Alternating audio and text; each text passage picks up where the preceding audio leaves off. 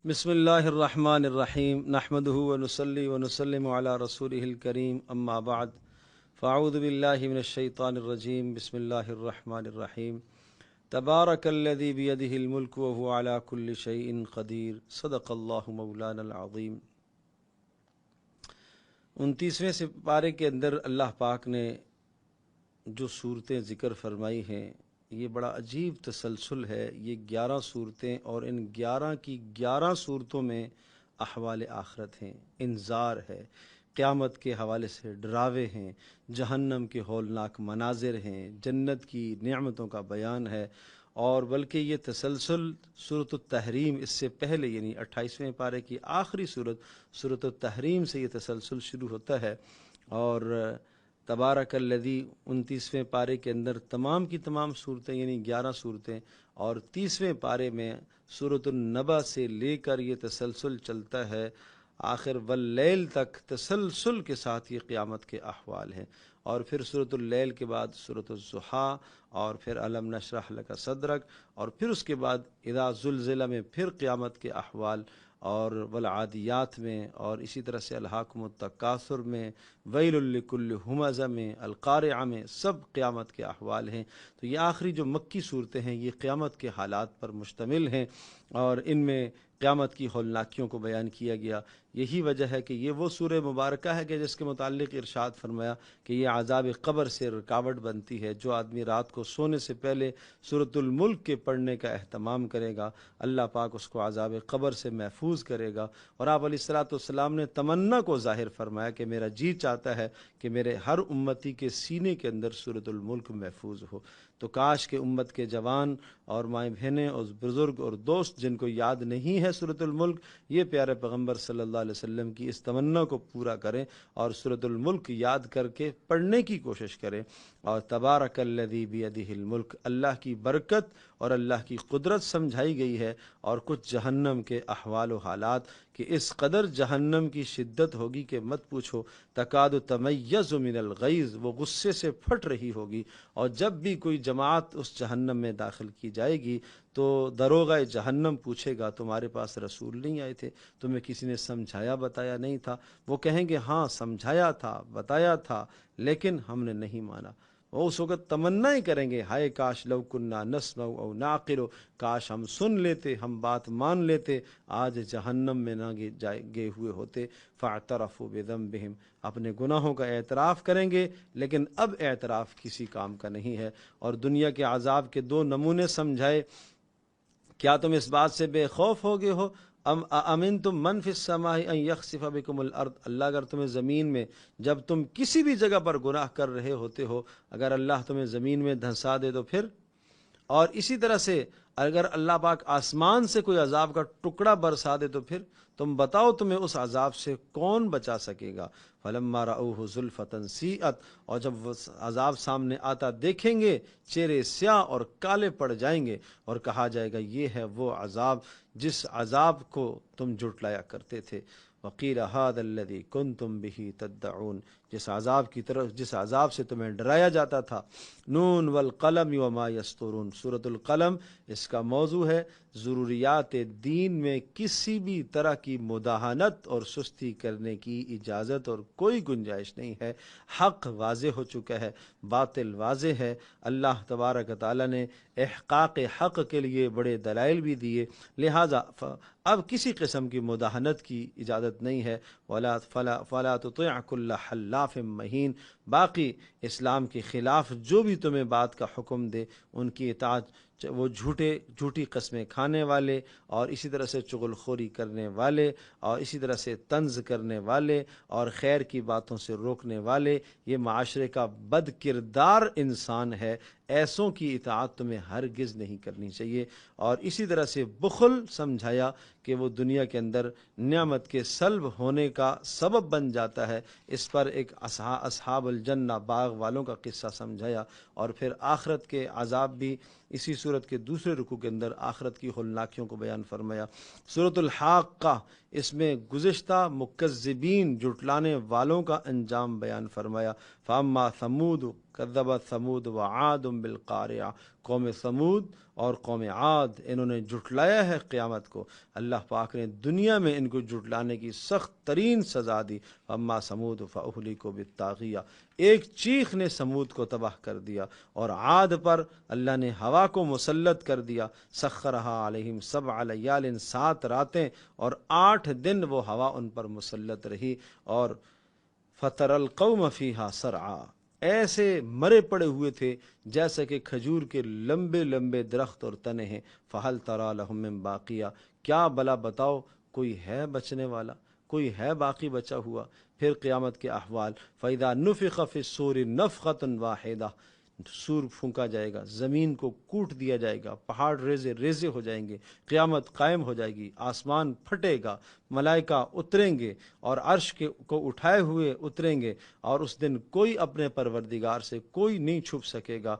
नामा अमल जिसके सीधे हाथ में मिला वो कामयाब, जिसके उल्टे हाथ में मिला वो है नाकाम, वो है तबाह होने वाला। सअल साइलुम बिअज़ाबिन वाक़िअ, सूरतुल माआरिज, मक्की सूरत।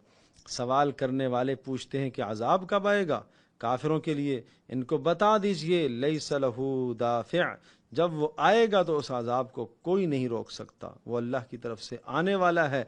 और जब वो अज़ाब आएगा उस दिन क्या होगा, युबस्सरूनहुम यवद्दुल मुजरिमु लौ यफ्तदी, मुजरिम तमन्ना करेगा, हाय काश आज मैं अपनी औलादों को, अपनी बीवी को, अपने भाइयों को, अपने ख़ानदान को और सब कुछ ज़मीन के अंदर जो कुछ है सारा देकर मैं इस अज़ाब से अपनी जान छुड़ा लूँ। सब कुछ देने को तैयार है। भाई मेरी माँ को ले लो, मेरी बीवी को ले लो, मेरे बच्चों को ले लो, मेरे ख़ानदान को ले लो, मेरा सारा माल ले लो और सारी दुनिया जितना सोना भर कर उसे दे दिया जाए वो देने को तैयार है। ये सब ले लो लेकिन मुझे अज़ाब से बचा लो, मुझे अज़ाब से बचा लो।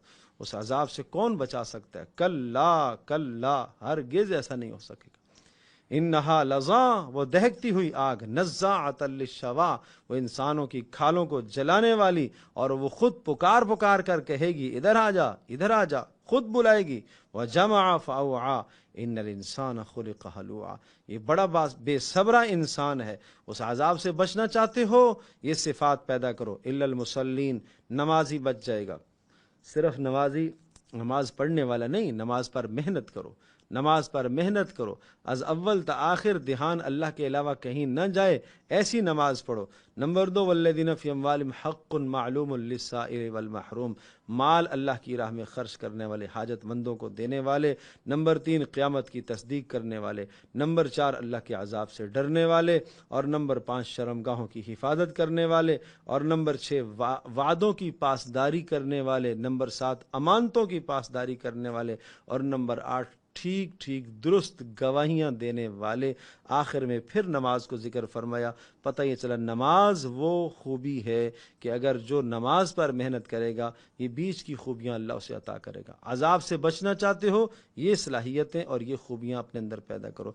इन्ना अरसलना नूहन इला कौमिही अन अंज़िर कौमक मिन क़ब्ल अन यातियहुम अज़ाबुन अलीम।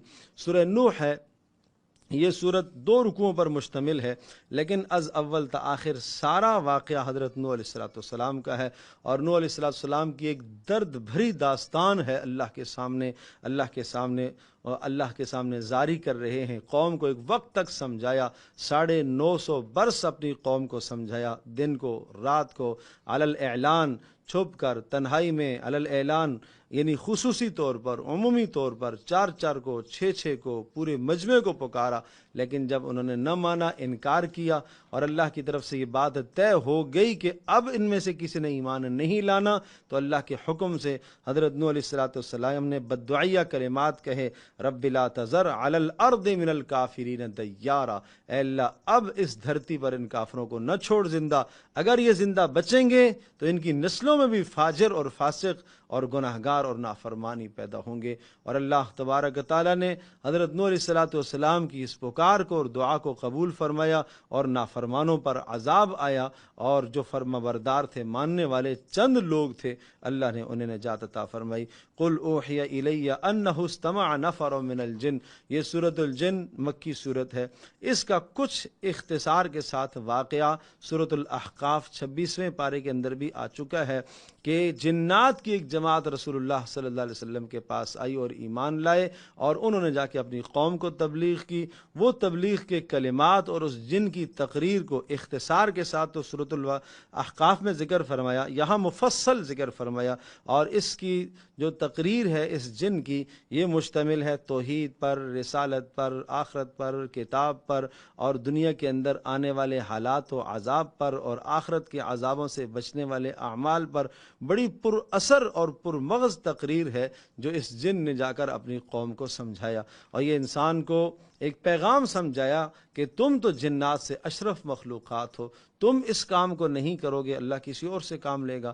یا ایھا المزمل قم اللیل الا قلیلا، فریضہ رسالت اور فریضہ تبلیغ کے اندر معاون امور کیا ہوں گے؟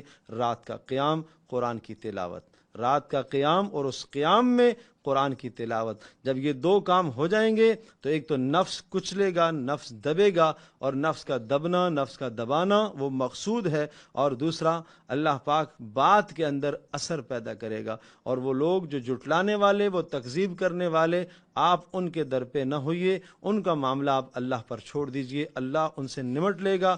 سورۃ المدثر، یا ایھا المدثر قم فانذر، دن کا فریضہ رسالت کیا ہے؟ لوگوں کو ڈرانا، اللہ کے پیغامات کو سمجھانا، اور مکذبین کی آپ پرواہ نہ کیجئے۔ اور پھر کچھ قیامت اور آخرت کے احوال کہ جہنمی جب جہنم میں جائیں گے ان سے پوچھا جائے گا کیوں تم جہنم میں آئے ہو، تمہارا کیا جرم تھا؟ وہ کہیں گے لم نک من المصلین، نماز نہیں تھی زندگی میں، صدقہ نہیں تھا زندگی میں، آخرت پر یقین نہیں تھا زندگی میں، اور دنیا میں بیہودہ مجالس میں ہم بیٹھا کرتے تھے، ان جرائم کی یہ سزا ہے۔ لا اقسم بیوم القیامہ، قیامت یقیناً قائم ہوگی، اور اللہ تمہیں اٹھائے گا اور تمہارے جسم کے اعضاء کو اسی طرح سے لے کر آئے گا، اور تمہارے پوروں کو بھی اللہ پاک اسی طرح سے جمع کرے گا۔ اور یہ کب ہوگا وہ منظر؟ جس دن فَإِذَا بَرِقَ الْبَصَرُ وَخَسَفَ الْقَمَرُ، چاند اور سورج دونوں بے نور ہو جائیں گے، اور اس وقت انسان چاہے گا میں کہاں جاؤں، کوئی جائے پناہ مجھے مل جائے، لیکن کوئی جائے پناہ اسے نہیں ملے گی۔ کچھ چہرے اس دن تر و تازہ ہوں گے جو اللہ کی فرما برداری جنہوں نے کی ہوگی، اور کچھ رنجیدہ خاطر ہوں گے اور پریشان ہوں گے جنہوں نے دنیا میں اللہ کی نافرمانی کی ہوگی۔ هل اتی علی الانسان حین من الدہر، ناشکری کا نتیجہ اور شکر گزاری کی جزا اللہ پاک نے اس صورت میں ذکر فرمائی ہے۔ ناشکری کا نتیجہ اختصار کے ساتھ، اور شکر گزاروں کو ملنے والا انعام بڑی تفصیل کے ساتھ آیا۔ والمرسلات عرفا، سورۃ المرسلات، اس میں بھی قسمیں کھا کر عذاب کی تاکید ذکر فرمائی۔ انما توعدون لواقع، وہ یہ عذاب جس کا تم سے وعدہ کیا گیا ہے یہ واقع ہونے والا ہے، اور جب یہ عذاب واقع ہوگا تو مکذبین، جھٹلانے والوں کے لیے تباہی ہے۔ بار بار اس جملے کو دہرایا، ویل یومئذ للمکذبین، اس دن جھٹلانے والوں کے لیے تباہی ہے، انکار کرنے والوں کے لیے تباہی ہے، چاہے عملاً جھٹلانا ہو، چاہے اعتقاد کے اعتبار سے جھٹلانا ہو، ان جھٹلانے والوں کے لیے تباہی ہے۔ اللہ پاک ہم سب کی حفاظت